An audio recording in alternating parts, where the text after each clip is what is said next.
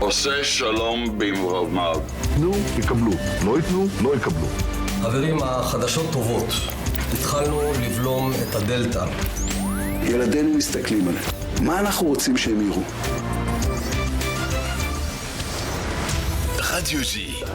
Le direct de Jérusalem avec Pascal Zonchen. Bonjour Pascal. Bonjour Steve. Ravi de vous retrouver aujourd'hui en studio avant votre retour en Israël. On revient avec vous Pascal sur les troubles ces dernières heures à Naplouse. Un Palestinien a été tué tout à l'heure par les services de sécurité de l'autorité palestinienne alors que des manifestants protestaient contre l'arrestation répétée de plusieurs membres du Hamas activement recherchés par Tsahal. Et c'est symptomatique de cette situation d'escalade à laquelle on assiste maintenant depuis quelques semaines et même depuis quelques mois.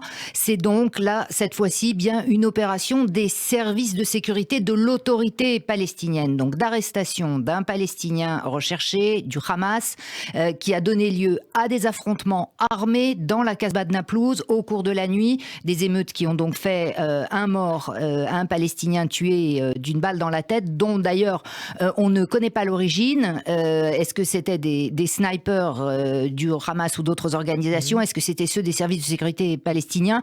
Là-dessus, les choses ne sont pas encore claires. En tout cas, ces accrochages ont duré toute la nuit, une partie de la matinée, et ont repris en début d'après-midi avec un mot d'ordre de grève générale à Naplouse, avec des accusations du Hamas qui accuse l'autorité palestinienne de suivre la politique de l'occupant, selon les termes du communiqué.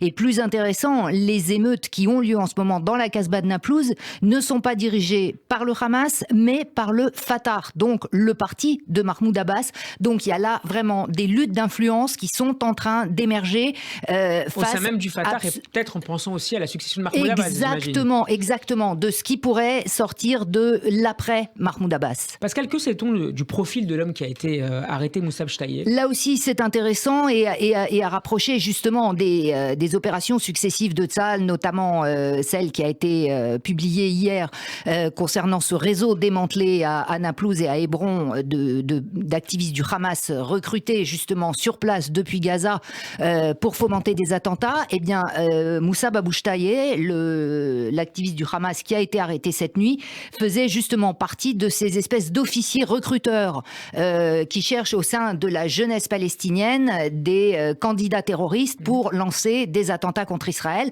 avec un financement iranien et du Hezbollah.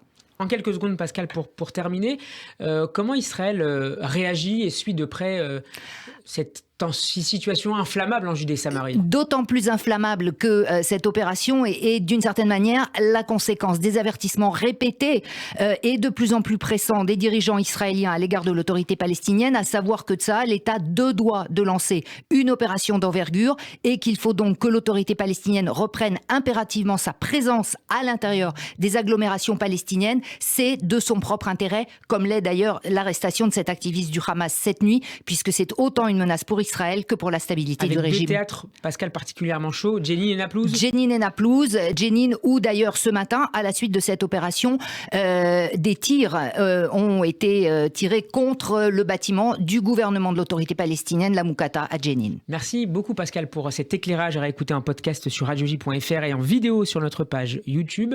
Bon après-midi Pascal et à demain. Bon après-midi.